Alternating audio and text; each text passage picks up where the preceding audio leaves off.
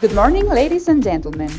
We are about to begin our Nearshoring seminar during the first edition of the North America Week by AmCham Mexico, the 50th anniversary of the Monterrey chapter. Thank you all for being part of this incredible journey. Roger Claude Rigaud, Consul General of the United States of America in Monterrey. And I can tell you that the relationship between the United States and Mexico is the most unique in the world. You will not find two bordering countries that do the same things that we do every day.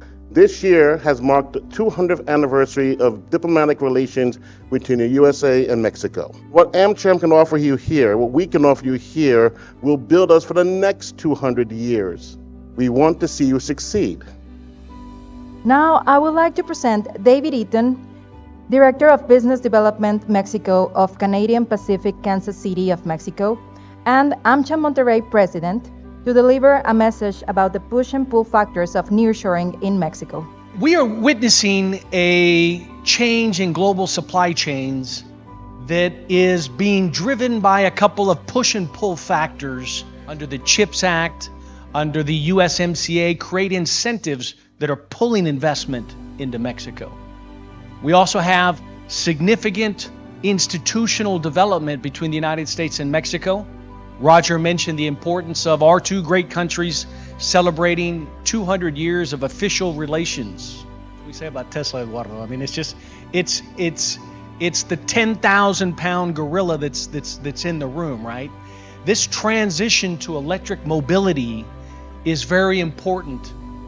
Tesla is talking about a $10 billion investment in Mexico. For our next presentation, Human Resources, we will hear Sofía Delgadillo, Foreign Investment Director and Head of the Market Intelligence Division of GRIP Group.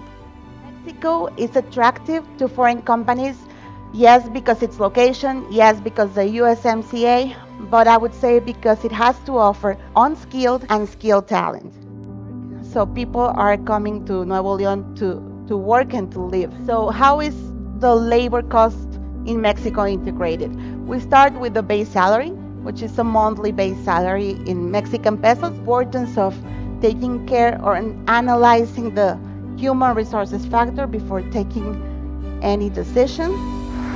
Thank you so much. About shelters and the IMMEX program. I'm Eduardo Solis, General Manager, Northeast Mexico Co-Production International CPI. Hello everybody, good morning.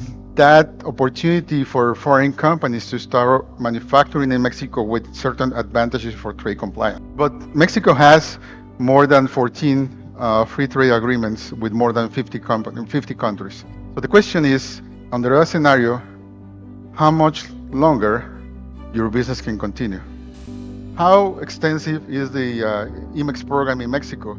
The next presentation will be about binational logistics by Carlos Garcia, founder of Despachos Aduaneros Garber. Carlos has wide experience in the private and public sector.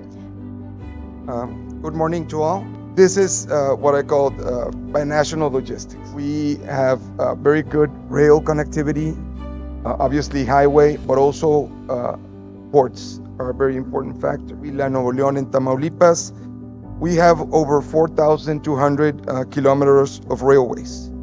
We have three very important international railroad bridges, two of them in the neighbor state of Tamaulipas, which is in Matamoros and Brownsville, and the other is Nuevo Laredo. Between those two rail bridges, 54% of all cargo going into US is handled. I've been told that Kansas City Southern, which is now constructing a new international bridge alongside the existing one, will be ready in the fourth quarter of 2024. So if you ask me, the best place for nearshoring, obviously, is this region. I want to introduce Francisco Peña, partner of Cacho Cavazos and Newton, CCN.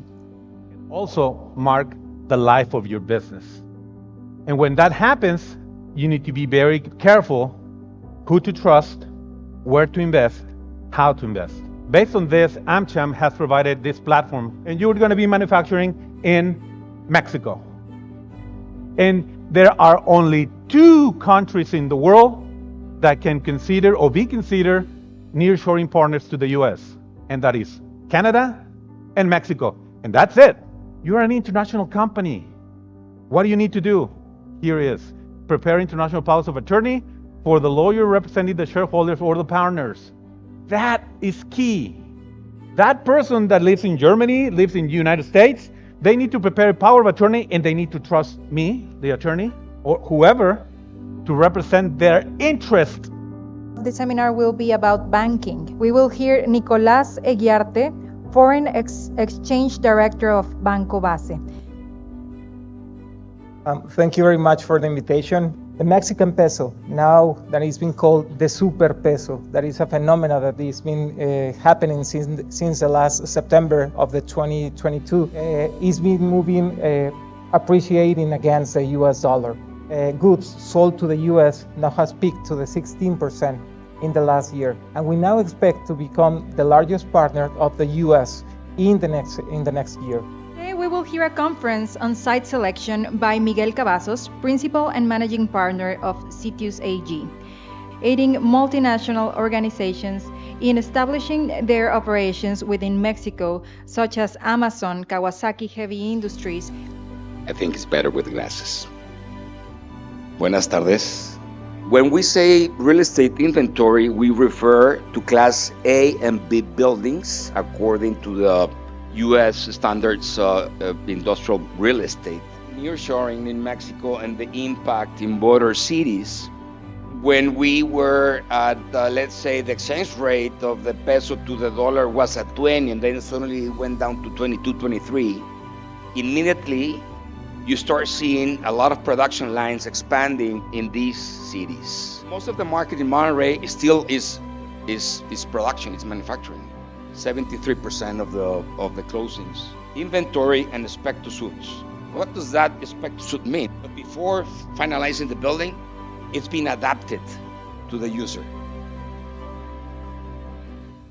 We will now hear from Mitch Abundis, FDI Director of the Secretary of Economy in Nuevo León. Good afternoon, ladies and gentlemen. Mexico is capturing 63% of nearshoring in Latin America. Of that 63% that is arriving to Mexico, 76% of that is coming to Nuevo León, which in comparison with Latin America means that we are capturing 48% of the nearshoring of Latin America. This doesn't make us compete with other states. This makes us compete with other countries in Latin America, and we are leading those numbers. With our really great relationship with Texas, we have consolidated only on the US side the inspection. So this creates waiting times of about 15 to 20 minutes. 1,370 companies that have invested in Nuevo León that represent 55% of companies in the state. Why all of these companies are betting in our state is because of all of these different things. It's a combination of our human capital, it's a combination of safety, it's a combination of our tremendous relationship with Texas and our very efficient border, and I thank you all for your time. The ties that bind the U.S. and Mexico make us natural partners in the pursuit of economic excellence. This is wisely called North America Week.